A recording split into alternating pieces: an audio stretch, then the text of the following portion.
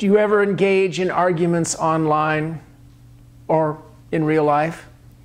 You'd be a rare person not to. Well, a plague, a tsunami, an overwhelming tidal wave of argumentation, disputes, is washing over us.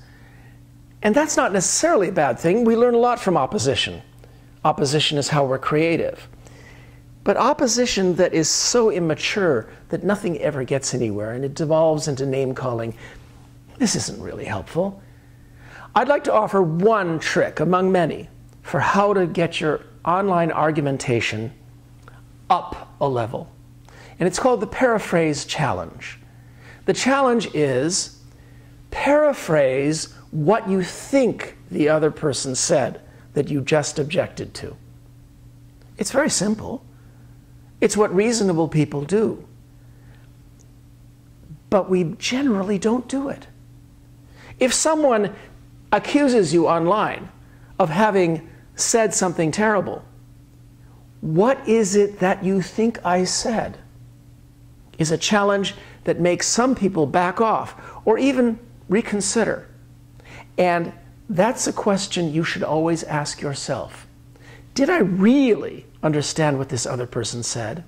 Am I reacting to something genuinely evil or genuinely mistaken? Or did I make the mistake?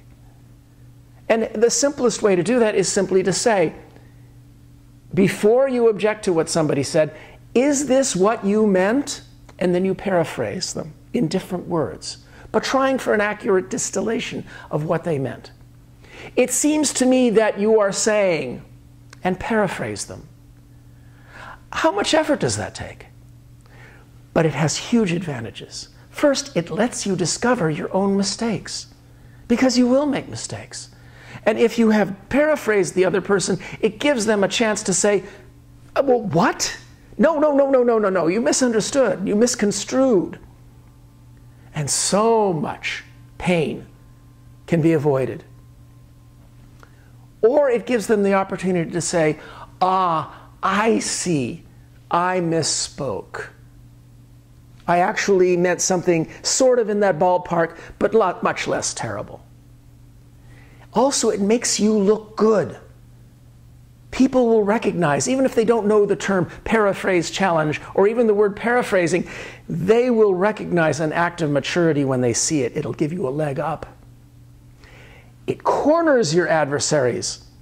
If you have said, it seems to me you're saying this in different terms, and you sincerely tried to paraphrase them, they have a choice. They must either accept your paraphrasing or modify it or deny it.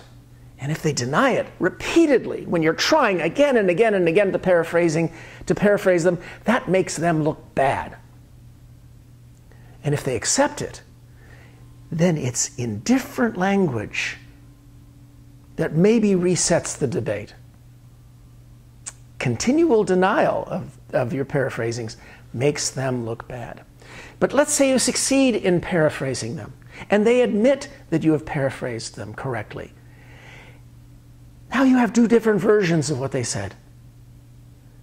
And there is an opportunity for finding out which portions are valid and which portions you can zoom in on.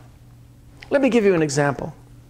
Very, very common in all human cultures is the truism that just because you're smart and you know a lot, that doesn't make you wise. Now that's a truism that is obviously factual. It's obvious that we've all known very bright and very knowledgeable people who are nevertheless not wise on just one issue or across the board.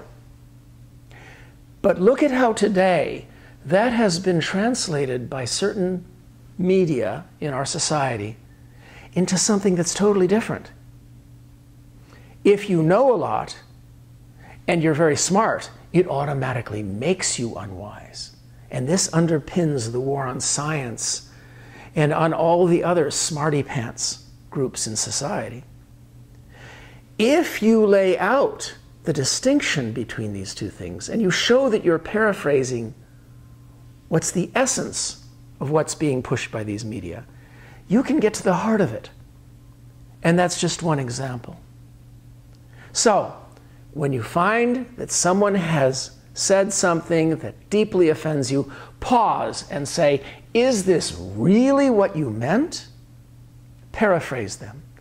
And if somebody seems to have misconstrued you and is leaping into a titanic, self-righteous fury over something that you said, ask, wait a minute, what is it that you think I said?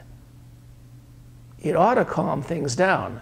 And boy, could we use a little bit of calming down.